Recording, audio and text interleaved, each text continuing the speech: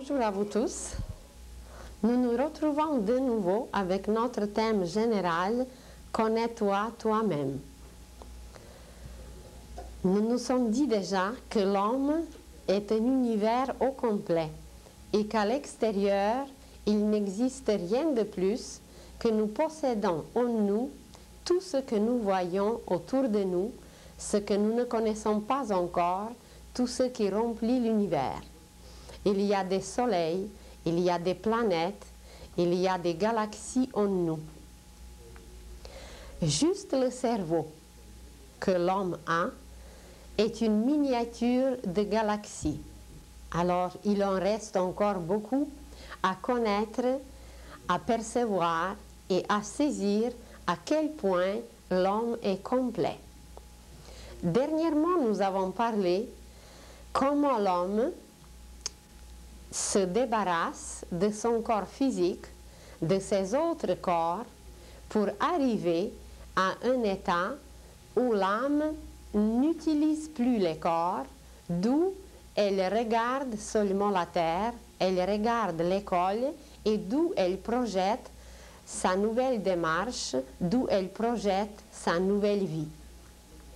Nous avons dit qu'en premier, l'homme se débarrasse de son corps physique et pour l'âme, c'est une libération.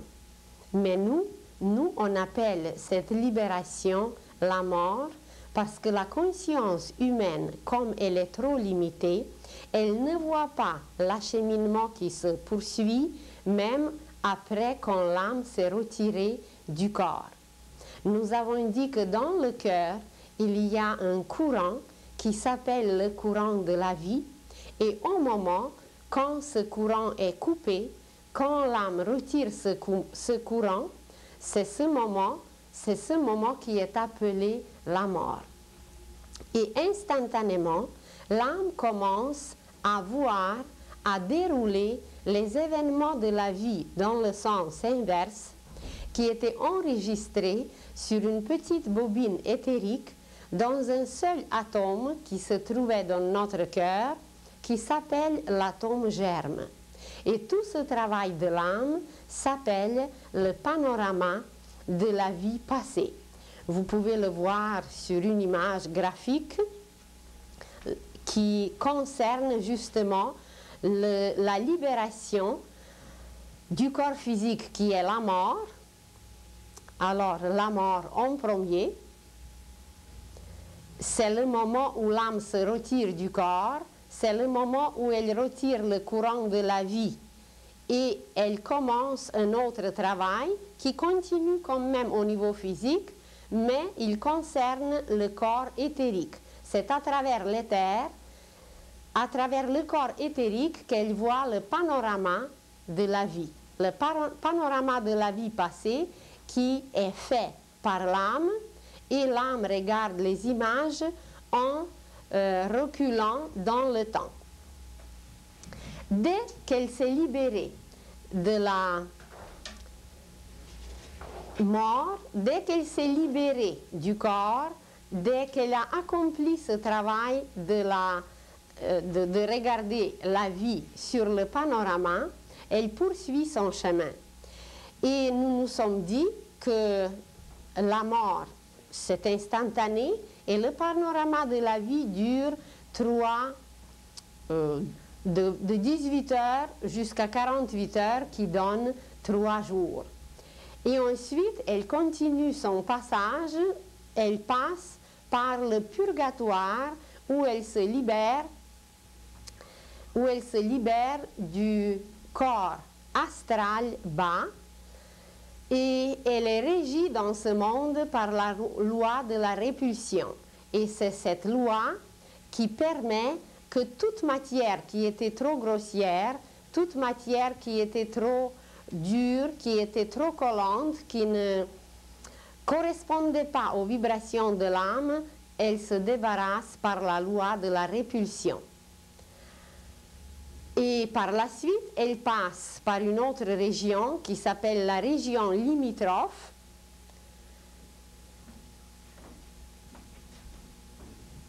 qui est au milieu, Et ensuite, elle monte dans le premier ciel qui correspond à l'astral haut, qui correspond au désir élevé, au désir noble. Et dans ce monde, tout est régi par la loi d'attraction qui est en réalité la loi de l'amour. Et ce passage ne se termine pas ici, car elle poursuit son chemin, elle arrive dans le deuxième ciel qui correspond au plan mental. Nous nous sommes dit déjà qu'il y a le plan physique, qu'il y a le plan astral ou sentimental et qu'il y a le plan mental. Alors par tous ces mondes, l'âme passe et voilà, elle arrive au deuxième ciel qui est le plan mental et qui correspond à la pensée concrète du plan mental. Dans ce deuxième ciel, l'âme se libère encore des pensées qui étaient trop personnelles et il y a encore une destruction du corps mental bas, du corps mental concret, de la pensée concrète, et c'est seulement par la suite, libérée de tous les corps destructibles, de toutes les matières qui étaient lourdes, qui étaient trop solidifiées, l'âme libérée monte au troisième ciel qui correspond au plan mental abstrait ou au plan causal, où se trouvent les causes de tout, où se trouvent les petites semences qui nous permettent par la suite de s'aimer, à s'aimer de nouveau et à revoir l'avenir d'une autre façon.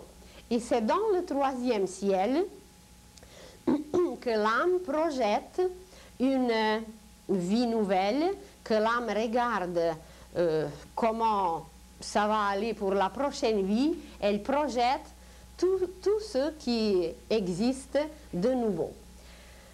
Et le moment de la mort, ce que nous appelons le moment de la mort, mais en réalité c'est le moment de la libération, ce moment il est extrêmement important, car tout le futur dépend de ce moment à cause que l'âme a regardé les images du passé et sur ces images du passé, elle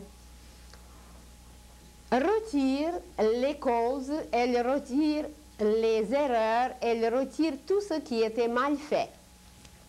Par exemple, ici, sur cette image, nous voyons l'homme avec ses trois organes qui sont le cerveau, qui est le cœur et qui est le plexus solaire. Et pendant la libération de l'âme, pendant que l'âme se libère de ses corps, selon le degré d'évolution de chaque homme, la vie s'en va, l'âme s'en va de trois façons différentes. Chez un homme qui est un homme ordinaire, qui est un homme où les désirs personnels prédominent, qui est un homme où la vie animale prédomine, ça veut dire qu'il n'y avait aucune créativité pendant sa vie. Pour la sortie, comme porte de sortie, c'est le plexus solaire qui est utilisé, qu'on voit ici en orange. Nous le savons déjà où le plexus est situé. Alors, chez l'homme ordinaire, la sortie qui est utilisée pendant la libération de l'âme, c'est le plexus solaire. C'est chez tous les hommes où la nature animale prédomine, où l'intérêt personnel est là par-dessus de tout. Chez les hommes où la bonté prédomine, chez l'homme qui s'occupait déjà des autres, chez l'homme qui était capable de prendre les responsabilités pour les autres et qui était capable d'accomplir un service, c'est la sortie du cœur qui est utilisée. La sortie du cœur, c'est une autre porte que l'âme utilise, c'est une porte plus élevée, c'est une porte plus intense, et c'est par cette sortie que l'âme se libère. Et chez l'homme qui était complètement voué au service de l'humanité, chez l'homme qui a travaillé la pensée abstraite, qui veut dire chez l'homme génie, chez l'homme saint, chez l'homme qui a utilisé des capacités intellectuelles, des capacités d'intelligence et qui s'est offert à tout le monde, eh bien c'est la sortie du cerveau qui est utilisée et c'est par cette sortie que l'âme se retire. Dans l'avenir, cette science sera très connue car le passage de l'âme de l'autre côté, le passage de l'âme de ce monde vers les mondes supérieurs, c'est un événement extrêmement important. Imaginez seulement comment nous nous préparons pour accueillir un bébé dans ce monde. Il y a toute une préparation et toute la famille est mise sur pied. Il y a les cadeaux, il y a la chambre, il y a les meubles, il y a les vêtements. Il y a toute une préparation pour un petit enfant qui vient. Et quand l'âme se libère dans ce monde et quand elle apparaît en haut, il y a une naissance semblable qui se produit et elle est accueillie en haut. Mais dans la plupart des cas, la conscience humaine n'accepte même pas que la vie continue. La conscience humaine n'accepte pas poursuivre le chemin. Alors dans ce cas, nous nous sommes dit déjà que cette conscience, à travers les corps que l'âme possède, le corps sentimental et mental, cette conscience produit un genre de nuage, un genre de vibration très basse, d'une intensité très très lente, et ça forme autour de la personne un nuage dans lequel elle est cachée, elle est imperceptible. Alors on ne peut même pas l'accueillir parce qu'elle s'enveloppe dans sa propre fumée, elle s'enveloppe dans sa propre vibration basse et on ne peut pas l'accueillir. Mais l'événement que l'âme passe en venant dans le monde d'en haut, c'est un événement très important, c'est une nouvelle naissance à laquelle l'homme futur va se préparer. Et non seulement l'homme seul, mais il y aura encore des catégories d'évolution différentes, il sera aidé et il sera préparé et ça va devenir un événement heureux. Comme aujourd'hui on pleure si quelqu'un s'en va, parce qu'on perd le contact avec lui, on perd la communication avec lui et on perd l'image de lui, dans l'avenir, quand l'humanité atteindra la clairvoyance, quand l'humanité communiquera avec d'autres sphères, ça va être un événement beaucoup plus heureux, comme si aujourd'hui quelqu'un partait en voyage. Alors ça va être un voyage céleste et toute une catégorie d'êtres humains participeront. Imaginez qu'il y aura un genre d'infirmiers. D'infirmiers pas dans le sens d'aider un malade, mais les infirmiers qui vont s'occuper de la lumière, les infirmiers qui vont s'occuper de la musique spéciale, les infirmiers qui vont s'occuper de la prière, de la méditation, pour préparer une personne d'entrer dans ce monde d'en haut vraiment dignement, d'une façon gaie, d'une façon normale. Tout le monde d'ailleurs saura que la vie continue seulement à cause que chacun poursuit son rythme. Pour certains, il faudrait utiliser davantage une musique spéciale. Pour d'autres, il faudrait utiliser davantage le jeu des couleurs. Pour troisième, il faudrait utiliser davantage la méditation ou la prière. Mais il y aura les disciples, qu'on appelle aujourd'hui les infirmiers peut-être, qui connaîtront tous les passages, qui verront l'aura de l'homme et qui sauront qu'est-ce qu'il faut pour chaque personne pour faciliter ce passage, cette libération de l'âme du corps physique, son passage à l'au-delà. Et ces sorties qu'on a mentionnées tout à l'heure, la sortie du plexus, la sortie du cœur et la sortie du cerveau, vous allez les voir maintenant sur une autre image, car il y a les lumières spéciales qui correspondent à chaque sortie. Et à la sortie du plexus solaire, c'est la lumière rouge qui correspond. Et alors, un infirmier, un disciple futur, saura que celui qui a travaillé trop dans la matière, que celui qui n'est pas trop philosophique, spirituel, que pour son passage, il aura besoin de la lumière rouge. Il aura besoin des prières qui correspondent au taux vibratoire de cette lumière. Il aura besoin d'une musique qui est liée à la couleur rouge, car la couleur rouge correspond à la note Do. Une autre catégorie humaine, ça va être la sortie par le cœur, et au cœur correspond la lumière verte.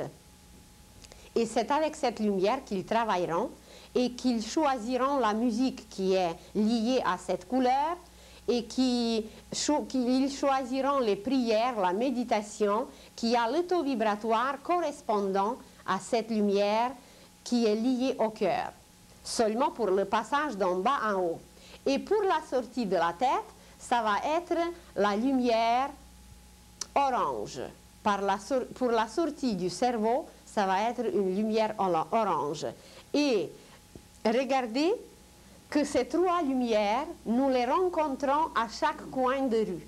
Je ne sais pas si vous avez remarqué, mais c'est ces trois lumières que nous rencontrons tous les jours et personne ne sait pourquoi c'est ces trois lumières que nous voyons à chaque coin de rue quand vous devez passer les lumières. Eh bien, c'est là que nous les rencontrons et vous voyez que ces lumières se trouvent d'abord en nous.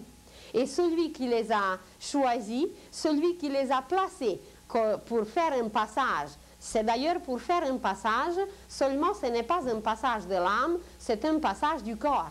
Alors même pour nos passages sur la terre, celui qui les a choisis, c'était sûrement un initié qui connaissait ces lumières, qui savait cette correspondance.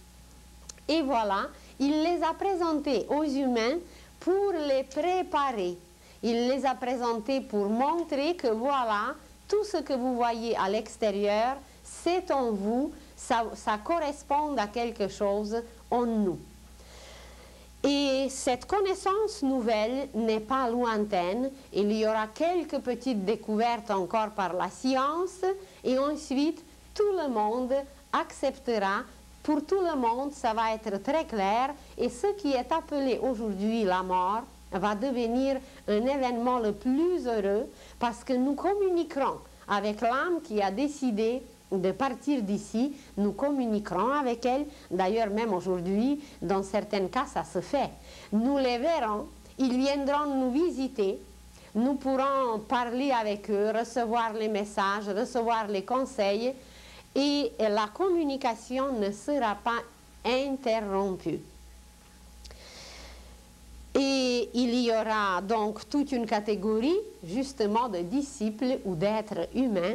Il y aura peut-être même des endroits très très beaux, des endroits spécialement préparés où une âme se libérera de son corps et avant de le faire, elle fera un festin avec ses amis, avec tout le monde qu'elle a connu pour leur dire tout simplement bye bye. Alors on se verra très bientôt parce que ce passage, c'est un passage dans la conscience et il n'y a absolument rien de malheureux. Il y a beaucoup de livres d'ailleurs qui existent et qui décrivent comment cette communication se fait. Il y a par exemple un livre dont je ne me rappelle pas le titre, c'était un couple américain qui a perdu un enfant. Et c'était un médecin et sa femme, son épouse, était très très malheureuse du fait qu'elle a perdu son enfant. Et un jour, une nuit plutôt, la petite fille qu'ils ont perdue, elle est apparue dans un rêve. Et elle dit, maman, il faut que tu arrêtes de pleurer immédiatement, car très bientôt je vais revenir. Et moi je suis vivante et il n'y a pas de raison de pleurer. Et la jeune femme a répété, a raconté son rêve à son mari.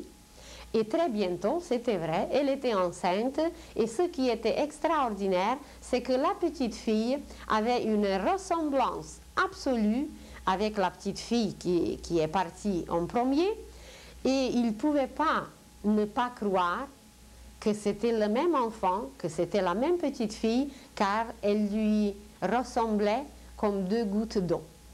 Il y a un autre cas, c'est un évêque, je ne sais pas de quel protestant ou de quelle religion, qui a perdu son fils. Son fils s'est suicidé.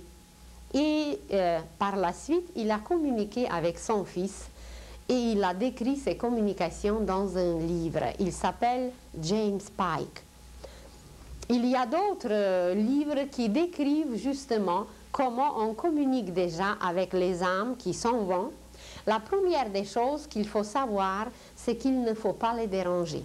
Parce que chaque âme qui s'en va, elle a son plan, elle a son chemin à suivre, même si elle reste encore dans la vibration très, très basse. Même si elle ne croit pas que la vie continue, il y a quand même une poursuite, il y a quand même un chemin à suivre et il ne faut pas les déranger, il ne faut pas les évoquer.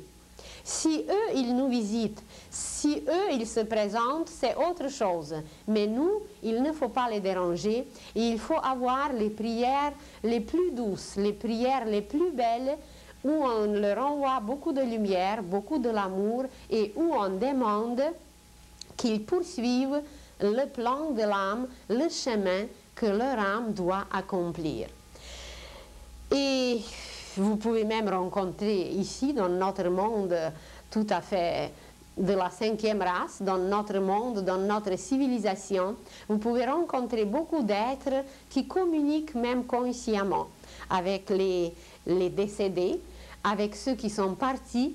Et la communication, quelquefois, est très intense, quelquefois, c'est un peu plus flou, mais ce sont des faits réels vers lesquels l'humanité doit se préparer, car nous allons les vivre jour par jour, l'instant par l'instant. C'est la vie qui a ses chemins parallèles, et puis voilà, tout le monde est là.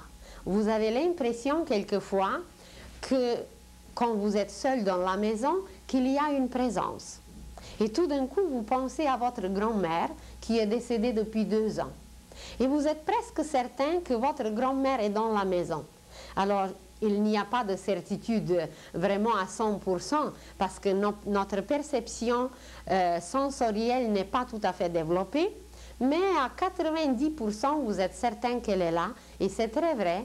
Ils vivent souvent avec nous, les êtres qui sont partis. Ils nous visitent, ils nous apportent des cadeaux, mais on ne s'aperçoit même pas parce qu'on n'a pas la perception, on ne croit pas, on ne sait pas que la vie continue. Et quelquefois, ces êtres ont des messages très importants à nous transmettre. Alors, d'ailleurs, ici à Grimby, j'ai parlé à une dame et elle dit, bien, avec mon mari, on s'intéressait un peu à toutes ces choses, comment la vie se passe, comment ça marche après la mort. Et puis elle dit, moi, je ne croyais pas du tout que la vie continue. Mais mon mari était certain qu'après la mort, tout continue. Alors on s'est dit que celui qui va partir le premier, qu'il va envoyer un message très clair et très net, qu'il va accomplir quelque chose pour celui qui va rester. Et puis elle dit, nous, tous les deux, on était des grands fumeurs. On fumait, je ne sais pas, 2 paquets de cigarettes par jour.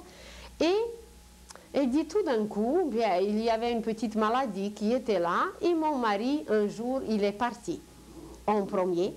Et il dit, le jour même, j'ai arrêté de fumer.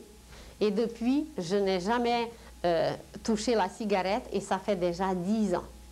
Alors, elle a eu une preuve tangible où son mari lui a envoyé un message vraiment tangible. Ça ne peut pas être plus tangible. Alors, même ici, vous voyez, dans cette ville, même dans notre monde, dans notre culture, dans notre civilisation, ce contact, il est réel, il est là. Il ne s'agit que de l'accepter et de se préparer pour vraiment entrer dedans. Et ça va développer notre perception, ça va développer notre clairvoyance et nous pourrons ensuite être beaucoup moins malheureux. Nous pourrons communiquer, voir, prévoir, etc. Alors, quand l'âme arrive dans ce monde causal où elle reste nue, nous nous sommes dit que tout ce qu'elle a retiré d'une seule vie, de la vie dernière, s'est présenté comme une petite sémence tellement minuscule qu'elle ressemble à un atome.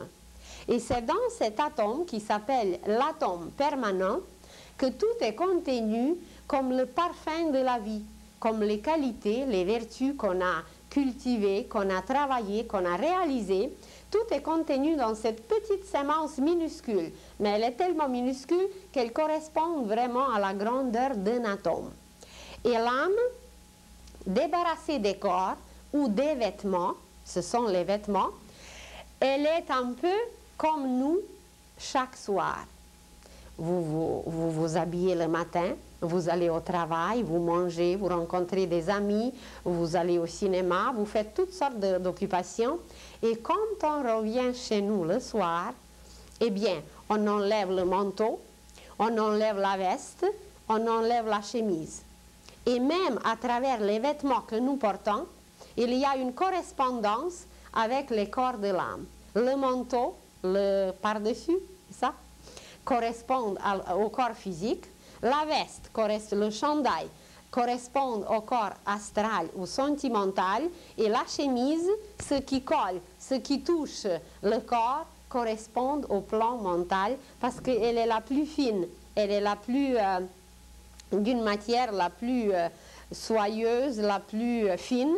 Alors, même notre vêtement correspond au corps de l'âme, mais on ne s'est jamais aperçu. Et exactement comme l'âme se débarrasse de ses corps, nous nous débarrassons de notre vêtement.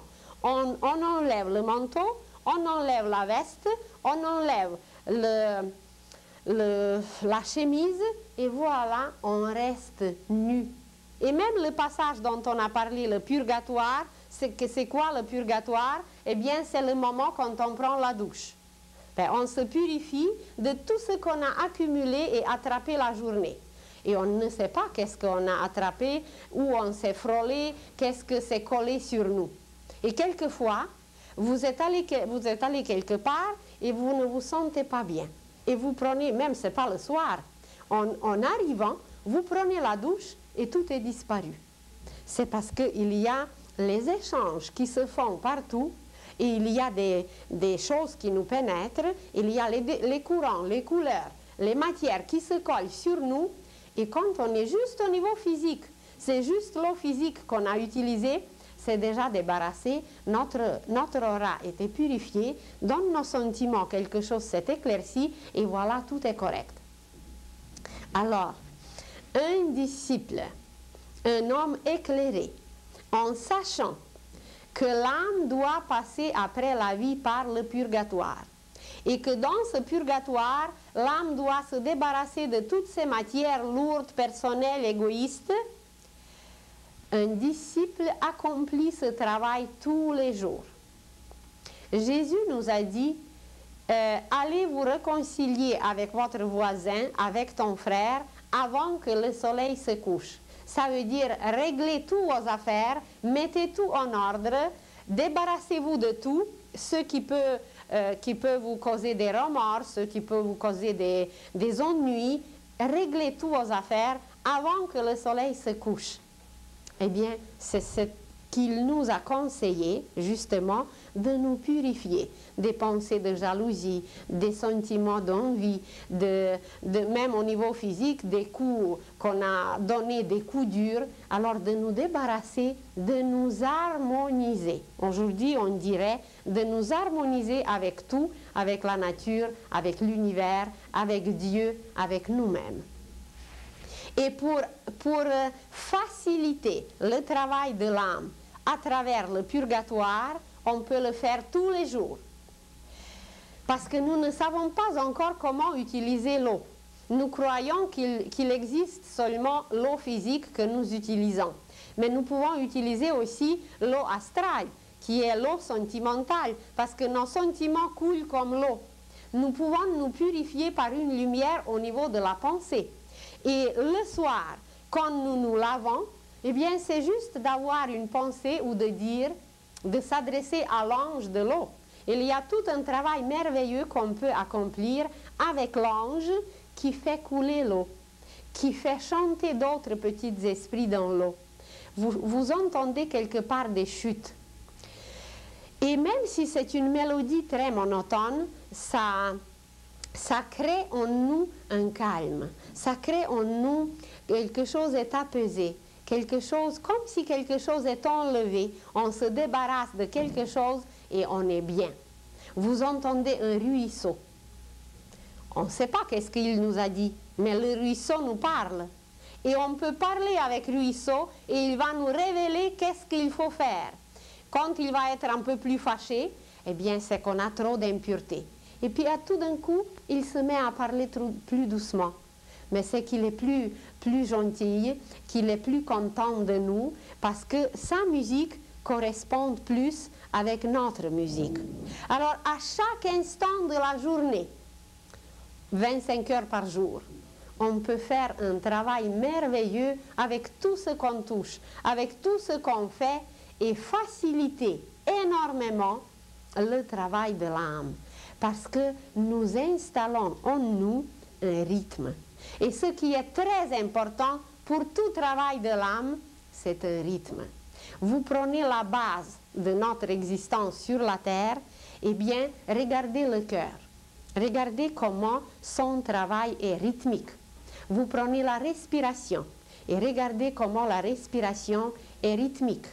Vous prenez les heures, vous prenez les secondes, les minutes, les heures, jour, nuit, jour, nuit. C'est un rythme de la nature. Vous prenez des saisons, vous prenez des décennies, des siècles, des millénaires. Partout, nous ne voyons que le rythme. Et l'homme, qui se croyait plus intelligent que la nature, il a déréglé tous ces rythmes, d'abord en lui, et dès que le moindre rythme est déréglé, eh bien ça se présente comme une maladie. Ça se présente d'abord comme un symptôme, ça se présente ensuite comme un déséquilibre, ça se présente ensuite comme une crise, et ça se présente ensuite comme une maladie, ça va jusqu'à une maladie incurable, mais on ne sait pas qu'il n'y a pas de maladie incurable, que tout est curable et que nous sommes nos propres médecins et qu'il y a des éléments et des pharmacies en nous qu'on ne connaît pas.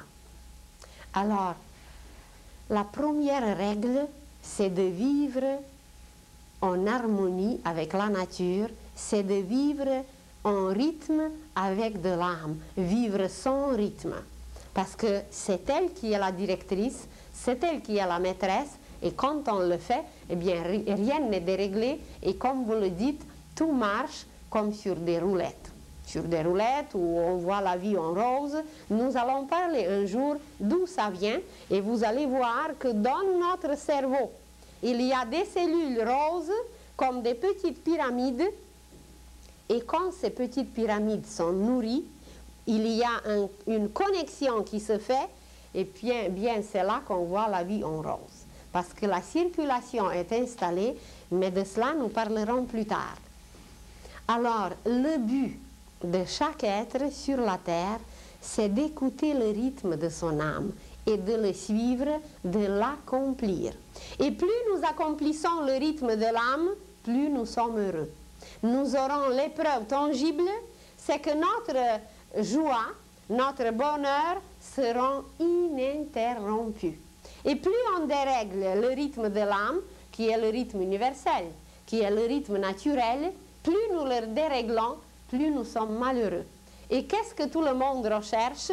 Vous pouvez parler aux Chinois, vous pouvez parler aux Philippiens, vous pouvez parler aux Indiens, à tout le monde. Tout le monde a le seul but, c'est d'être heureux. Et voilà la cause pourquoi on est malheureux, parce qu'on a déréglé une harmonie qui nous compose. Nous sommes des êtres harmonieux, nous sommes bâtis d'après les lois musicales cosmiques. Et quand on dérègle, ça veut dire qu'on fausse. Alors imaginez un musicien, comment son oreille est dérangée dès qu'il y a une fausse note. Et seul Dieu sait combien nous on a faussé et combien on continue à fausser et combien on n'accepte pas, eh bien, ce qui résonne juste, ce qui sonne juste. Et vous dites, oui, mais je ne sais pas comment le faire, comment savoir quand c'est juste et quand c'est faux. Eh bien, c'est très simple. Quand c'est juste, vous vous sentez bien. Ici, dans le plexus solaire, vous dites, j'ai un feeling. C'est ça? Un feeling. Alors, c'est votre propre feeling qui vous dit si c'est juste ou si c'est faux. Parce qu'il y a des degrés différents. Ce qui est juste pour une prostituée, ce n'est pas nécessairement juste pour une sainte ou pour un saint. Alors, il y a les degrés dans cela. Mais si elle est sincère envers elle-même, ben, elle va jouer son rôle avec une plus grande justesse et c'est son feeling qui va lui prouver si elle est dans le vrai pour elle ou non. Alors, il ne faut se fier à rien et à personne. Il faut se fier à cette voix divine intérieure qui est en nous et qui nous parle. Nous parlerons un jour de l'intuition. D'ailleurs, on a déjà mentionné la dernière fois, et vous verrez à quel point nous sommes capables d'entendre cette voix et de s'harmoniser avec cette voix. Et dès que nous nous sommes harmonisés, eh bien, le plexus solaire est dilaté, les énergies, la lumière, l'amour, tout nous envahit, tout pénètre en nous et on se sent bien. Imaginez qu'il y a à peine 2 heures, 3 heures que vous avez mangé, pardon, mais tout d'un coup vous avez faim et vous dites j'ai faim. Et la terre entière essaiera de vous convaincre que vous n'avez pas faim et ils n'auront pas raison parce que c'est vous qui le savez que vous avez faim. Et dans ce sentiment de faim qui peut correspondre sur tous les plans aux autres sentiments, c'est nous toujours qu'il faut s'écouter, il faut savoir est-ce que ça me va ou ça ne me va pas. Et c'est le plexus qui nous le dit, c'est ce feeling qui nous dit avec une exactitude absolue. Il n'y a aucun appareil extérieur, il n'y a pas de psychothérapeute, psychologue, je ne sais pas quel psy, il n'y a rien de l'extérieur qui pourra vous dire si exactement comme cet appareil en nous qui est le plexus. Alors, sur quoi se baser pour savoir? Sur notre plexus. S'il y a la moindre chose qui ne va pas avec notre feeling, c'est qu'il faut s'éloigner, il faut étudier l'affaire de loin, et puis l'observer, et avec le discernement, trouver, eh bien, ça ne me correspond pas, ça ne me va pas parce que ça me dérange. Vous dites « ça me dérange » et vous décomposez le mot « dérange », vous allez trouver le mot « ange » dedans. Je n'ai pas la craie ici et je n'ai pas le tableau pour vous l'écrire, mais vous allez trouver le mot « ange ». Alors, quand c'est vraiment angélique, il n'y a rien de dérangeant. Et quand ce rythme de l'âme qui est angélique, qui est divin, quand ce rythme de l'âme est dérangé, eh bien, ça devient plus ange, ça devient dérange. Et vous le dites, vous le répétez, mais personne ne se soucie comment le remédier. La preuve de tout est toujours en nous et de s'écouter là. Et c'est ça que Jésus nous disait, accordez-vous le soir pour que tout soit correct avec votre plexus, pour que ça corresponde avec votre voisin, avec votre frère, avec votre entourage. Essayez de vous accorder, de vous harmoniser, parce que si c'est dérangé, eh bien, la nuit, on dit qui porte le conseil, qui prépare le lendemain, eh bien, tout va être déréglé pour la nuit, pour le lendemain, pour après-demain, et comme ça, de suite, eh bien, toute notre vie devient déréglée. Alors, c'est de s'harmoniser. Aujourd'hui, on le dit s'harmoniser. À l'époque de Jésus, on le disait se réconcilier. Mais nous allons apprendre un jour le sens sacré des mots. Et vous allez décomposer ces mots et vous allez trouver des merveilles dans chaque mot. Il y a des diamants, il y a des petites lumières. Vous prenez juste le mot déranger. Dérange, ça me dérange. On le dit avec une telle attitude et avec un tel air. Et vous vous rendez compte qu'on répète chaque fois ce mot ange qui est dedans. Et pourquoi le mot ange était mis dans ce mot? Ben, c'est pour nous permettre de nous arranger. Arrange, là il y a encore un autre ange qui est peut-être vêtu différemment. Alors, c'est de nous arranger. Quand on s'arrange avec le monde, avec l'entourage, avec l'univers, la preuve est en nous, la preuve est absolue et personne au monde ne pourra vous convaincre du contraire parce que c'est vous qui le sentez. Et la preuve que tout est correct, que nous sommes arrangés, accordés, ajustés avec l'âme, avec l'univers, cette preuve, ça va être ce qu'on appelle le bonheur, mais en réalité, c'est la bonne heure.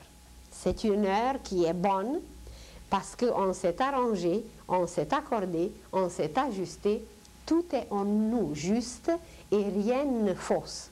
Alors, quand rien ne fausse, eh bien, tout est correct et nous sommes bien parce que nous chantons. On ne sait pas que nos cellules chantent. Nous ne savons pas que nos cellules émettent une musique qui peut être dérangeante ou harmonieuse ou désharmonieuse, qui peut être bénéfique ou maléfique. Quand on est en colère ou quand on est rempli d'un sentiment de haine ou d'un sentiment d'agressivité ou d'un sentiment de violence, eh bien c'est là que vous prenez le téléphone ou que vous allez voir vos amis et là vous déversez sur vos amis toute cette agressivité ou toute cette violence ou toute cette jalousie et on raconte à tout le monde, à la tante, à la mère, à la sœur, à tout le monde qu'on rencontre sur notre chemin, qui était à la maison et qui pouvait nous écouter, on déverse tout ce négatif sur eux. Et c'est là qu'il ne faut pas faire. Parce qu'on a provoqué quelque chose qui va nous revenir et que tout ce monde viendra nous déranger un jour. Parce que nous les avons dérangés. Quelqu'un était tout calme, quelqu'un était tout correct, et nous voilà, on est allé et on a déversé une eau sale. L'eau sale, qui s'est accumulée en nous, on a déversé tout ça sur les autres. Et il y a beaucoup de détails qui en réalité ne sont pas les détails, qu'on pouvait se raconter, qu'on pouvait se dire, et dont notre vie est composée et qu'il faut les changer. Qu'aujourd'hui, la Terre, l'humanité va tout changer. Les valeurs que nous connaissons seront très bientôt, d'ailleurs ça commence déjà, seront complètement renversées. Notre façon de vivre va être complètement autre et dans chaque détail, dans chaque geste, dans la moindre chose que nous allons accomplir, le but de tout ce qu'on fera, ça va être de nous accorder, de nous réconcilier avec l'univers, de nous réconcilier avec l'entourage, de nous réconcilier avec nous-mêmes, de nous harmoniser avec tout, parce que nous facilitons de cette façon le travail de l'âme. Et elle n'aura même pas à passer par le purgatoire, elle n'aura même pas à accomplir le travail dur qu'on l'oblige à faire à cause de notre cacophonie. On va tout faciliter, on va tout régler avant qu'elle parte, avant qu'elle se décide à se libérer du corps physique. Là, nous parlons encore de la libération de l'âme. Nous parlons encore comment elle doit se libérer, comment on va la préparer, mais nous ne parlons pas de notre résurrection. Nous ne parlons pas de la vie immortelle que nous sommes capables d'atteindre dans notre corps. Si Mathusalem a vécu presque 1000 ans, eh bien pourquoi pas nous? Pourquoi pas nous de rester ici et accomplir des merveilles et inventer des choses merveilleuses et laisser aux humains ou à ceux qui vont suivre? Pourquoi pas nous? Eh bien, parce qu'on n'était pas au courant, on ne savait pas, on était ignorant et on continue dans la même chose sans se soucier, sans se préoccuper du vrai. Alors, c'est d'être en harmonie avec le rythme de l'âme, d'essayer de ne pas dérégler son rythme, d'être en harmonie avec tout ce qui nous entoure. Aujourd'hui, on parle beaucoup de la pensée positive et de la pensée négative, mais c'est encore très peu. Très bientôt, nous parlerons de la pensée.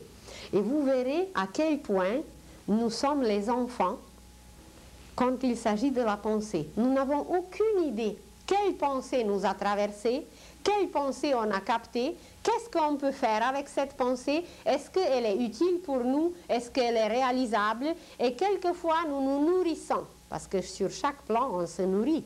Il ne faut pas croire que nous mangeons seulement la confiture, du pain, du lait ou du café. Nous mangeons sur chaque plan, nous nous nourrissons sur chaque plan, mais si vous saviez seulement de quoi l'humanité se nourrit sur d'autres plans, on parle par exemple de la pollution. Eh bien, nous nous nourrissons un peu de pelure, un peu de déchets, un peu des choses invraisemblables qu'on appelle tout simplement le négatif. Mais ce négatif, si on le voyait, ça serait invivable, ça serait insupportable, parce que sur d'autres plans, la laideur, tout ce qui est dérangeant, ça prend des formes monstrueuses et ça a des dimensions inimaginables. Et il n'y a aucune laideur qui existe sur la terre qui est si grande que cette laideur au niveau des sentiments négatifs et au niveau de la pensée négative. Alors, nous sommes capables, déjà, présentement, de faciliter le travail de l'âme, de s'accorder, de s'harmoniser, de s'ajuster avec les courants universels, parce qu'on a mentionné à peine les courants bouleversants de l'âge du Verseau. Et on ne les connaît pas trop, on sait qu'on reçoit quelquefois les coups, les courants d'air, mais on ne sait pas d'où ça vient. Eh bien, c'est tout simplement parce que nous ne sommes pas munis, nous ne sommes pas préparés pour ce qui s'en vient. Et si nous en parlons aujourd'hui, si nous parlons de ces choses, c'est que nous sommes capables de maîtriser ces courants, de maîtriser le négatif, de le dominer, de le transformer et d'accomplir des merveilles. Un jour, nous parlerons du bien et du mal, et vous allez voir à quel point c'est simple, à quel point c'est faisable, il faut seulement se décider. Alors, avant que l'âme parte pour son passage à travers d'autres sphères, d'autres niveaux de la conscience, nous, par notre conscience, nous sommes capables de l'aider. Nous sommes capables d'accélérer son travail.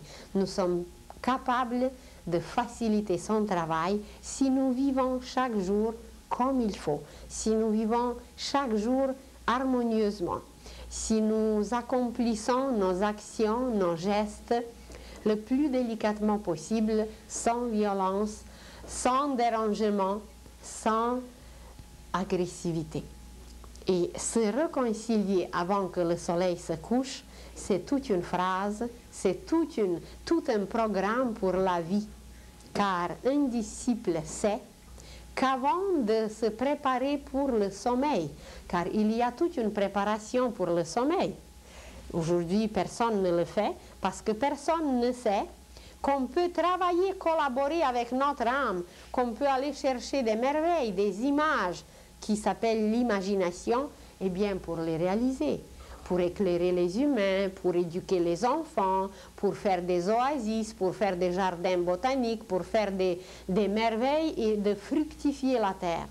Alors nous ne savons pas se préparer pour le sommeil, nous ne savons pas préparer le lendemain, nous ne savons pas nous laver, nous ne savons pas respirer, nous ne savons pas manger. Vous allez dire, oui, mais comment se fait-il? J'ai déjà 70 ans et puis je suis bien portant et je mange et je respire et je fais tout. C'est très vrai, mais c'est inconscient. Tous ces processus, on le fait inconsciemment et personne ne profite de cela. Nous, ben, on respire à peine, on mange un peu et puis ça finit là. Où sont nos œuvres pour la terre entière, pour l'humanité entière? Et seulement avec ces deux processus, respirer et manger, se nourrir, mais nous pouvons accomplir des merveilles si ces deux processus étaient conscients. Et c'est tout ça que l'homme nouveau va apprendre. C'est tout cela que l'homme nouveau va réaliser que l'homme nouveau va laisser sur la terre en la remplissant des merveilles. Alors, la libération de l'âme, c'est un événement très grand, c'est un événement très important, mais nous pouvons collaborer, nous pouvons participer à cet événement chaque jour, chaque jour, chaque jour, en sachant que le passage par le purgatoire, que la libération que l'âme accomplit, eh bien, nous le faisons tous les jours. Même la façon comment nous nous comportons avec notre vêtement. Peut-être parce qu'en Russie, on manquait de tout. On manquait un peu de nourriture, on manquait de vêtements. Alors, il fallait vraiment se comporter envers tout d'une façon sacrée. On ne pouvait jamais jeter le vêtement comme ça par terre. On ne pouvait jamais, je ne sais pas, mettre les pieds sur la table, comme on le fait en Amérique. C'était une attitude sacrée envers tout. Mais aujourd'hui, comme nous le savons, que notre vêtement, eh bien, c'est le corps de l'âme. C'est le symbole des corps de l'âme. Et comment nous nous comportons avec notre vêtement? Est-ce que nous le salissons facilement? Est-ce que nous l'usons facilement? Ou nous avons tout un respect avec notre vêtement? Eh bien, un initié va voir immédiatement quel est le comportement et l'attitude d'un homme envers son âme.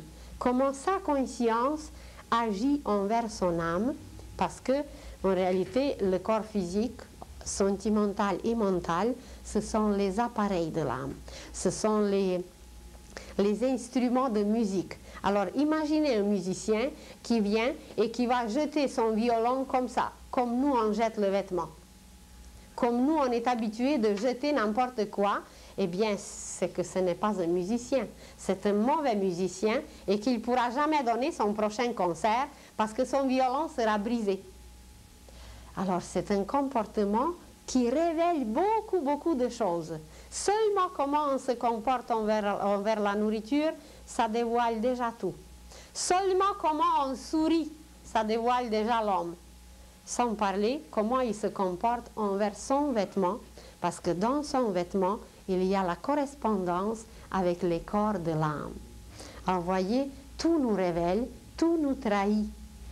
Mais petit à petit, l'homme va apprendre vraiment à connaître ces correspondances, à connaître cette richesse, et c'est là qu'il va devenir le vrai collaborateur, le vrai serviteur de l'âme, qui est une princesse divine, qui est une fille de Dieu, qui nous habite, mais qui est présentement emprisonnée, qui est présentement tellement serrée à travers notre intellect qui fait le vacarme, qui fait des bruits, qui n'écoute pas, qui aimerait des fois, mais chaque fois il dit oui, mais.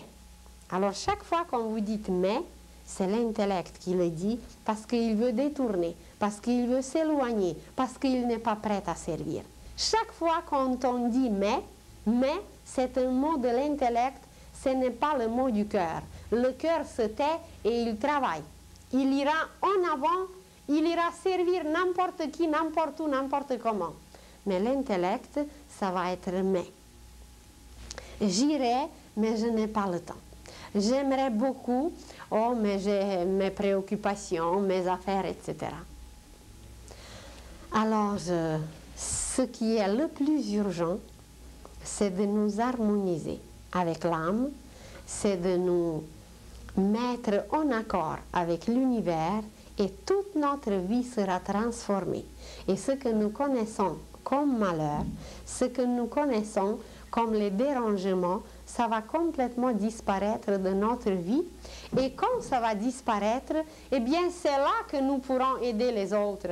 C'est là que nous pouvons nous tourner vers les autres. Jusqu'à ce que nous sommes faux. Jusqu'à ce que nous chantons faux. Jusqu'à ce que nous sommes cacophoniques, dérangés. Comment voulez-vous qu'on donne une harmonie aux autres si nous sommes dérangés? Comment voulez-vous qu'on donne à boire aux autres si nous sommes affamés et desséchés et on pleure parce que personne ne nous aime? Eh bien, il faut commencer en aimant les autres. Les aimer tout simplement. Vous dites, oui, mais qu'est-ce que je vais avoir de ça? Mais attendez et vous verrez. on nous dit toujours qu'on reçoit en centuple. Ben, peut-être pas tout de suite demain, mais c'est possible que même demain, on aura déjà des répercussions de ce qu'on a accompli aujourd'hui. Parce qu'il existe dans l'univers une loi qui s'appelle la loi de l'écho. Et cette loi de l'écho, elle est d'une justice et d'une justesse absolue.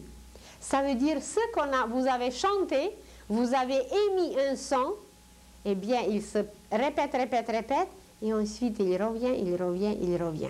Et il n'y a rien au monde qui peut le déranger, changer.